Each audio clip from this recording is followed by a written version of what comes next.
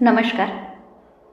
मी प्राध्यापिका डॉक्टर शुभांगी राठी, भुसावळ येथील श्रीमती पककोटेच्या महिला महाविद्यालयात राज्यशास्त्राची प्राध्यापिका म्हणून मागील 34 वर्षापासून कार्य करीत आहे. मित्रांनो, सध्या होऊ घातलेल्या कोरोनाच्या परिस्थितीत बहुपर्यायी प्रश्नांच्या संदर्भात आपण विचार करत आहोत. तसेच स्पर्धा परीक्षेसाठी उपयुक्त असलेले हे प्रश्न आहेत. याचे आपण 8 भाग पूर्वी बघितलेले आहेत.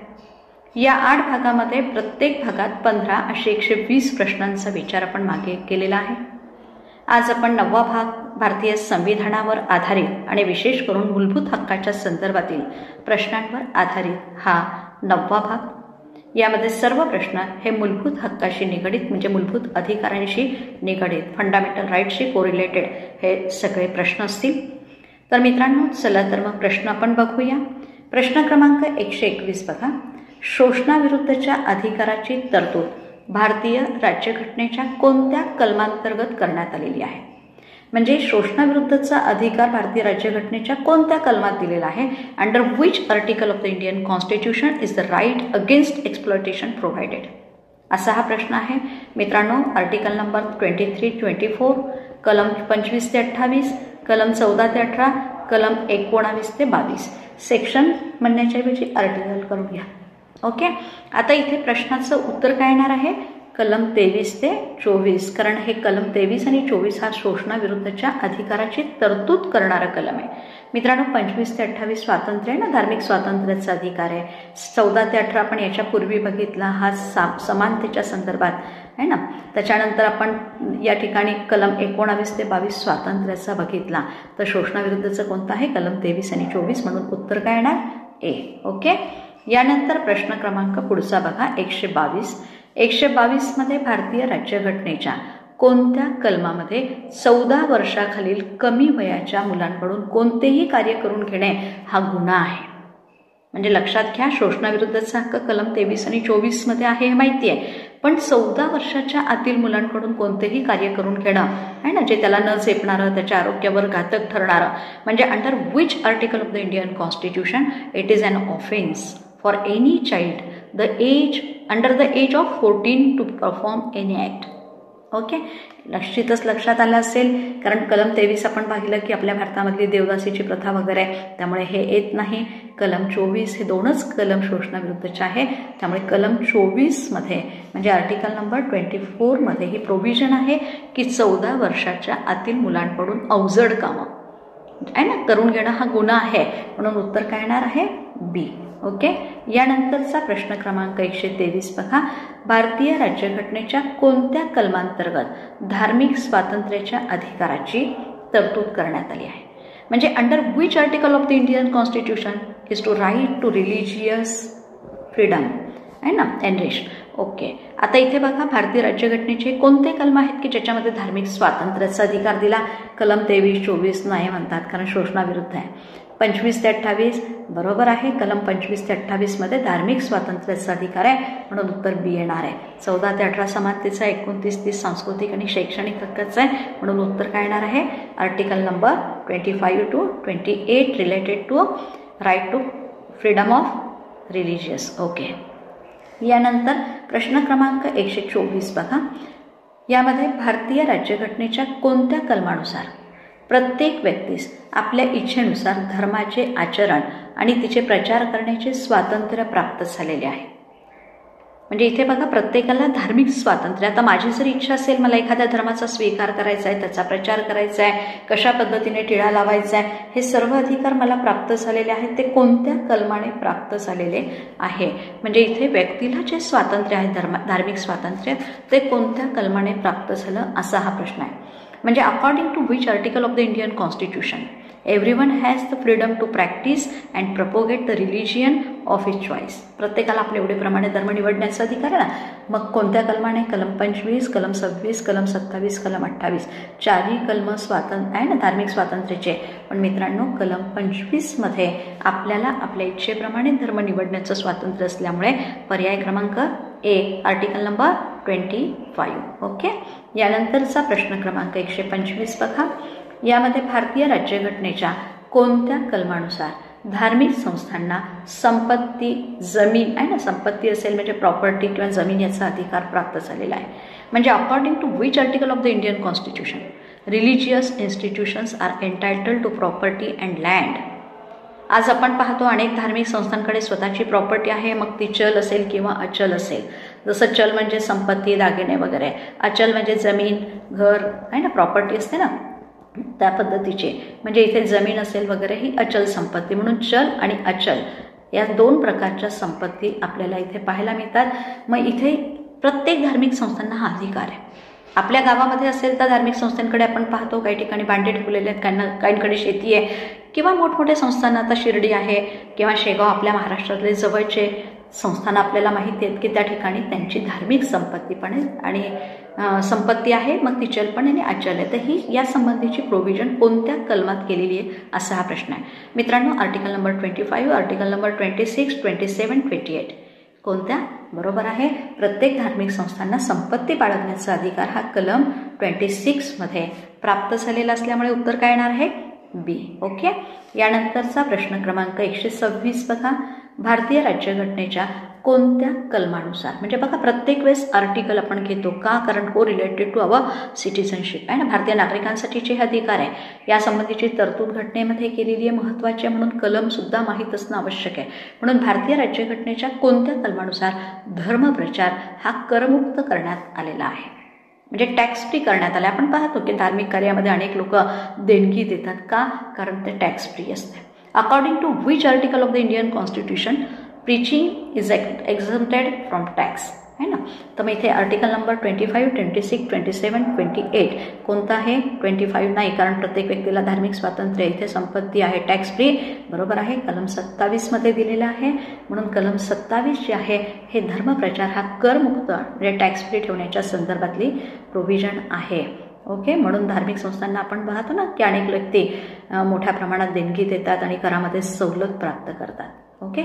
यानंतर प्रश्न क्रमांक 127 बघा. 127 मध्ये असं दिलंय की ज्या संस्थानांना राज्याद्वारे अनुदान आहे ना, मान्यता आणि निधी दिला जाते, अनुदान मान्यता होते किंवा निधी दिला जातो, अशा संस्थानांमध्ये धार्मिक कार्य करता येणार नाही. या संबंधीची तरतूद भारतीय राज्यघटनेच्या कोणत्या कलमात करण्यात आलेली आहे? कलमच विचारलंय. याला उलट सुद्धा करू शकतात की या कलमामध्ये काय दिलेलं आहे है ना. आपण इथे काय करतोय, मुळात वाक्य घेतोय. आता आपण पाहतो की ज्या संस्था आहे ज्याला सरकारी अनुदान आहे ना, सरकार अनुदान देतं किंवा काही वेळेस त्यांना मनीसुद्धा म्हणजे फंडसुद्धा प्रोव्हाइड करतो. म्हणजे in which article of the Indian constitution is provision made that religious activities cannot be carried out in the institutions to which grants are sanctioned and funded by the states. राज्य ज्यांना धार्मिक आहे ना अनुदान देत असेल त्यांना धार्मिक शिक्षण देता येणार नाही, अशा प्रकारची तरतूद भारतीय राज्यघटनेच्या कोणत्या कलमात आहे? 25 मध्ये येणार नाही म्हणतात, कारण व्यक्ती स्वातंत्र्य, धार्मिक स्वातंत्र्य आहे. इथे 26 मध्ये नाही, कारण इथे चलसंपत्ती बाळगण्याचा, अचल संपत्ती बाळगण्याचा अधिकार हे टॅक्स फ्री आहे. म्हणजे आर्टिकल नंबर 28 सरकारकडनं अनुदान प्राप्त होतं, त्या संस्था या ठिकाणी शिक्षण कोणतं धार्मिक देऊ शकत नाही किंवा धार्मिक कार्य करू शकत नाही. या संबंधीची प्रोव्हिजन कशामध्ये आहे? कलम 28 मध्ये. म्हणजे उत्तर काय येणार? डी. ओके. यानंतरचा प्रश्न बघा 128. भारतीय नागरिकास आपली भाषा, आपली लिपी, आपली संस्कृती जपण्याचा आणि तिचा प्रचार करण्याचा अधिकार कोणत्या कलमाने प्राप्त झाला आहे?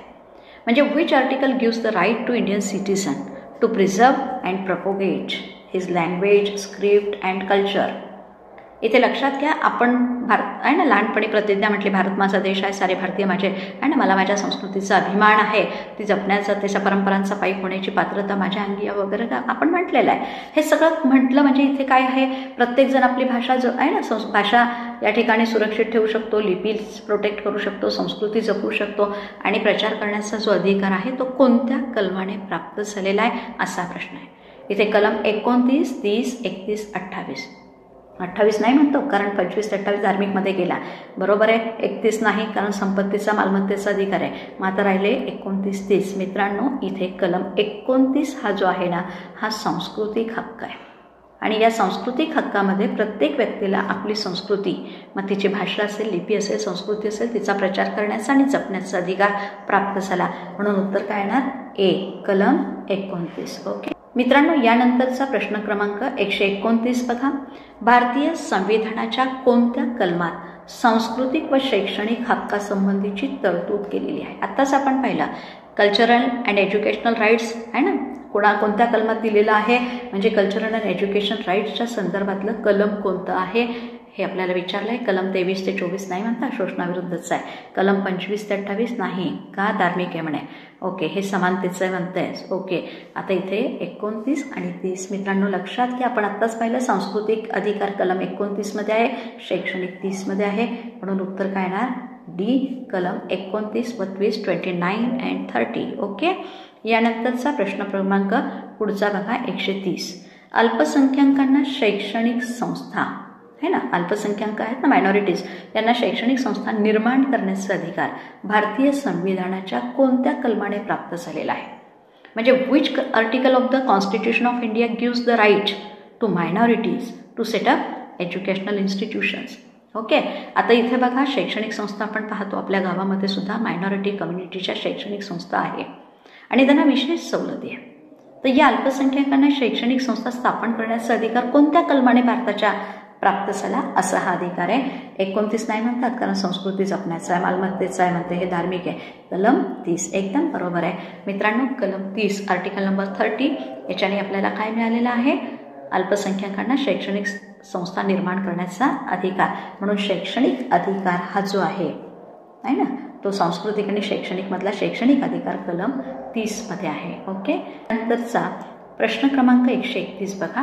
भारतीय संविधानात सुरुवातीला कलम 31 मध्ये कोणता अधिकार दिलेला होता है ना?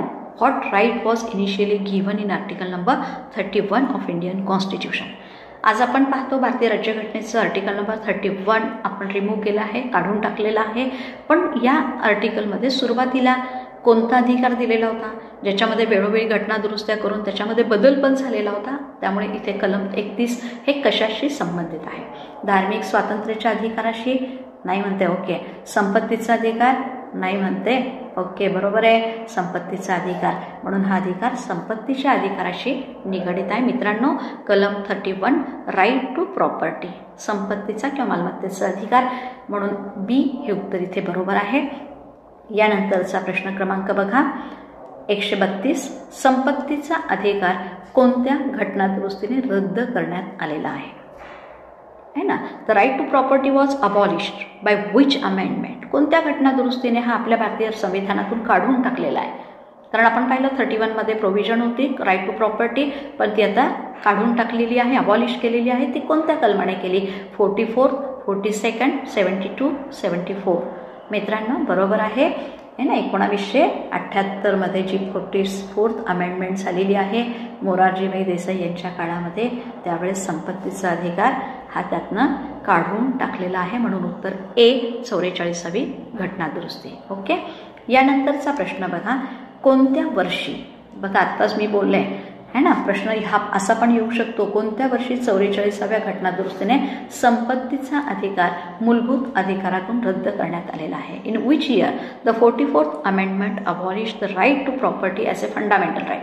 आज तो संपत्तीचा अधिकार हा मूलभूत अधिकार राहिला आहे का?